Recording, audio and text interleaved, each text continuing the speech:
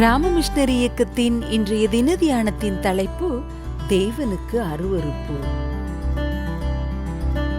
மனுஷருக்குள்ளே மேன்மையாக எண்ணப்படுகிறது தேவனுக்கு முன்பாக அருவருப்பாய் இருக்கிறது. லூக்கா 16:15.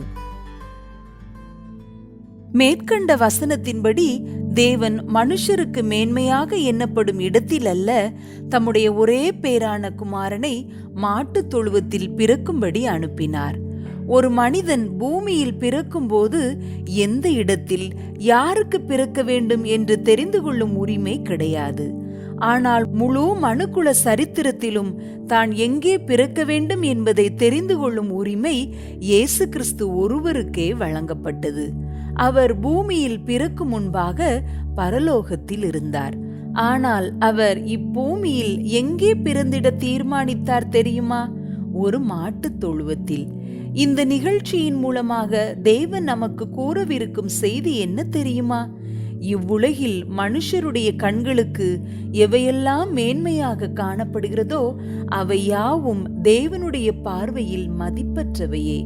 சாஸ்திரிகளின் கணிப்புப்படி யூதருக்கு ராஜா நிச்சயமாய் அரண்மனையில் பிறந்திருப்பார் என்பதே. ஆனால் இயேசுவோ ஒரு ஏழ்மையான இடத்தையே தெரிந்து கொண்டார். நான் ஏசி ஹாஸ்பிட்டலில் பிறந்தவன் என்று பெருமிதமாய் கூறிக்கொள்ளும் மனுஷீக மேன்மையில் அவர் மனம் நாட்டம் கொள்ளவில்லை. அதே போல எந்த குடும்பத்தில் பிறக்க வேண்டும் என்ற தெரிந்து கொள்ளுதலும் அவருக்கு மாத்திரமே இருந்தது. அவர் எந்த குடும்பத்தை தெரிந்து கொண்டார்? கௌரவம் நிறைந்த பணக்கார குடும்பத்தையா? இல்லை இல்லை, ஒரு தச்சனுடைய குடும்பத்தையே. அத்தச்சன் வாழ்ந்த ஊரோ சாதாரண நாசரேத் என்ற சிற்றூர்.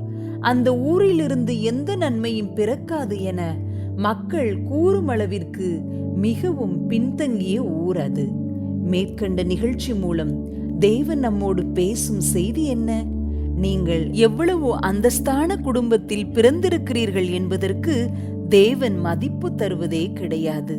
நான் இந்த ஜாதி, இந்த சமுதாயத்தை சேர்ந்தவன் என்று சொல்வதெல்லாம் தேவனுக்கு அருவருப்பு. மற்றவர்கள் கருப்பாயிருக்கிறார்கள், நானோ சிவப்பு. சிவப்பு மட்டுமா? என் முகம் கொள்ளை அழகு என்று நினைக்கிறீர்களா? இது தேவனுக்கு அருவருப்பு. மக்கள் புகழும்படியான பெரிய வீடு, எல்லோருக்கும் தெரிந்த அந்தஸ்தான குடும்பம், என் பிள்ளைகள் புத்திசாலிகள், இவைகளெல்லாம் தேவனுக்கு அருவருப்பு.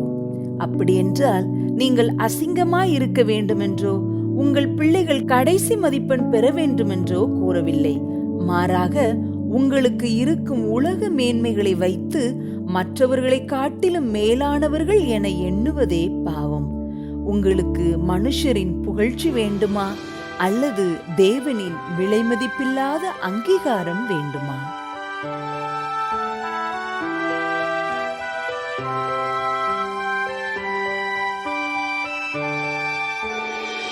இந்நாளுக்கான ஜெப குறிப்பு. நம்பிக்கை டிவியில் நாம் வியாழன் மற்றும் சனிக்கிழமைகளில் ஒளிபரப்பி வரும் நம்முடைய நிகழ்ச்சிகளை கேட்கும் புறஜாதி மக்கள் இயேசுவின் அன்பை அறிந்து கொள்ள இதற்காய் ஒரு நிமிடம் ஜெபிப்பீர்களா?